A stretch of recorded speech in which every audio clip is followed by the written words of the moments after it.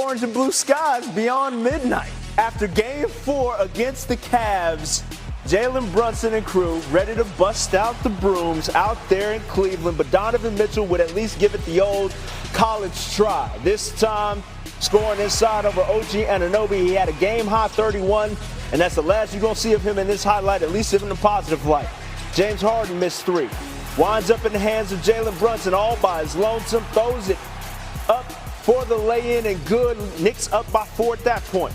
Next Cavs possession, a Dean Wade missed 3 leads to another outlet. Josh Hart leading it out to Anunoby. Oh, through all kinds of contact, throws it down.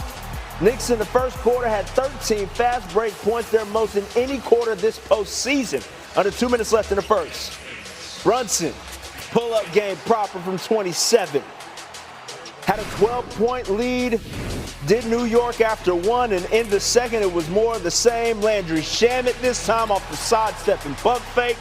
A 16-0 run at that point. Less than a minute later, Jose Alvarado out the gate. 18-0 run. It's sounding like MSG in there low-key. You can hear the crowd pops. Mitchell turns it over. Towns with the putback dunk off the Alvarado missed 3, a 20-point unanswered run for New York. Knicks would lead by 19 at the break. By the time we get to the third quarter, it's about that time to go ahead and pack your bags for Cancun, folks. Once he hits something like that, just pack it in. Towns with 19 and 14. Later in the third, Brunson lobbing it to Anunoby. We are clowning at this point. There was a watch party at Radio City Music Hall.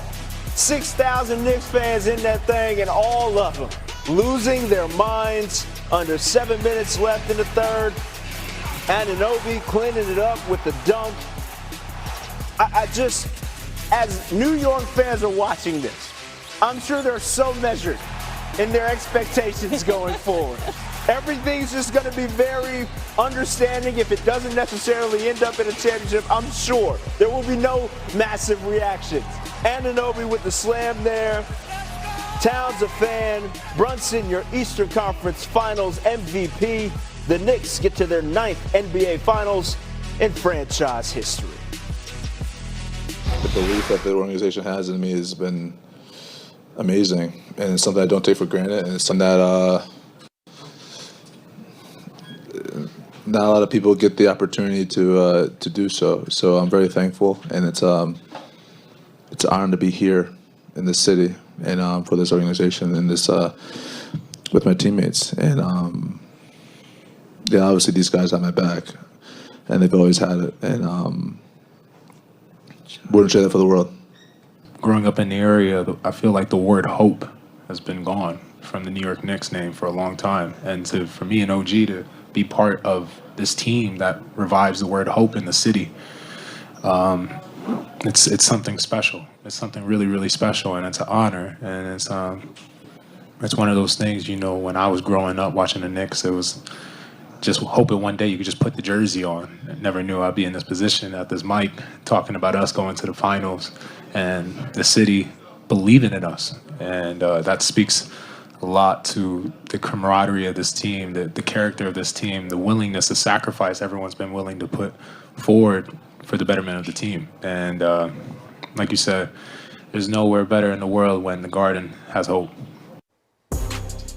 And the Knicks are the 4th team to enter the NBA Finals on an 11-game win streak or better. The 89 and 01 Lakers each won 11 straight, and the 2017 Warriors won 12 straight. All 3 of those teams went on to the finals, and 2 of them won it all.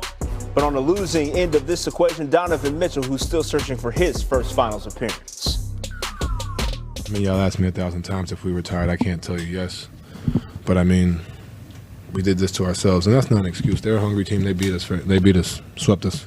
So I don't want to diminish that. But we didn't give ourselves a chance because we didn't handle business. And I told them guys in the locker room, I said, now we know. Like, for a lot of us who've never been here, you can't play with your food. And we had an opportunity in game 1, and then we blew that. So the 2 series before, having to go 7, and it's our fault. Like, we did that to ourselves. You know, it's just an unfortunate situation. You know what I mean? Like, any team coming off a tough two series against two defensive monsters, it would have been challenging. And I don't necessarily, like, maybe the first 3 quarters we play well. I don't even know if the first half in the first game 1. I think maybe that third quarter we played well where we actually made shots. And then other than that, I don't necessarily can remember a quarter where we actually made shots, like as a group. Let's welcome in Stephen A. Smith for more on this one. Stephen A., we've heard this a time or two in this conversation, but for the first time since 1999, we can say the Knicks are going to the NBA Finals. What is it about this team, your New York Knicks, specifically that got them back there? Well, first of all, the thing about this team is that they got someplace the team hasn't got to in the last 27 years. 27 years is a long time. 27 years is a long damn time, okay? It's been long, and it's been a lot of suffering in the process, but it all ended tonight, baby. I mean, when you saw the way that the New York Knicks played, this is when I knew. First of all, I knew coming into the game it was done. It was done because we saw Cleveland give up in Game 3. But then in Game 4, when Donovan Mitchell comes out and he's hitting Jays all over the place, but nobody else joins him, you saw the Knicks just stayed the course. You saw everybody hitting shots, and they are led by a superstar that's 6'1" and unathletic in terms of playing above the rim. But nobody seems to be able to stop him, and that is Jalen Brunson, who is on the verge of potentially going down as the all-time greatest Knick in history if he ends up pulling off a championship victory. It's something special to behold right now. I can't even contain my excitement. I'm not going to lie. Listen, I'm going to take you from the elation of the Knicks tape, though, and shift it over to the losers of this equation, the Cavs. Streets were saying that this was a 1-2-3 Cancun Classic. Charles Barkley spoke to that with the inside crew at halftime. I want you to take a listen, Stephen A. Kids at home, if you want to see what the word quit, oh, come on, Chuck. To give up. The verb of that is Cavaliers. Oh, come on. Players ain't going to say they're going to quit. But you know what shows? Their actions. And look, that is in summation what you were alluding to in Game 3. After that, when you said that they needed to add LeBron in order to even try to keep up in this league at this point, is that even enough for Cleveland at this point? Well, you would like to believe if somebody is, a 4-time champion with the leadership qualities that LeBron James has put on display throughout his illustrious career and what the city of Cleveland means to him, you wouldn't see a lackadaisical effort at the tail end of Game 3 the way that you did. And so that's what you're looking at more importantly than anything else. But trust me, there was an ass kicking in the process. It wasn't just about giving up. They were demoralized because they got stomped. And as a result, they caved in that regard. But when Charles Barkley said what he said, he was absolutely 1,000% correct because he backed it up with evidence that we all saw. How many times did we see the Knicks beating the Cleveland Cavaliers down the court? How in the hell do you give up 26 fast break points in the first half of a closeout game on your home court?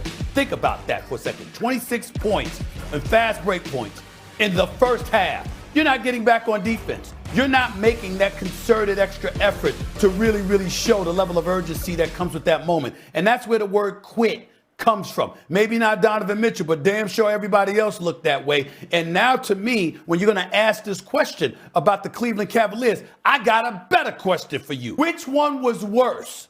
The dereliction of duty, the subpar or atrocious effort, whichever word works for you, in this game, or the Atlanta Hawks who were down by 47 in the first half to the New York Knicks? I mean, pick one. There's a bunch of quitting, and we got to look at the common denominator. You got two teams that essentially quit. Maybe, just maybe, it's the Knicks making them quit, considering Mr. Analytics and Mr. Atkinson, Coach Atkinson, talking about, well, actually, when you look at the analytics, we actually won 2 of the 3 games. I mean, this is the kind of stuff that you simply can't stomach. That has something to do with why you got blown out, why you got your ass kicked.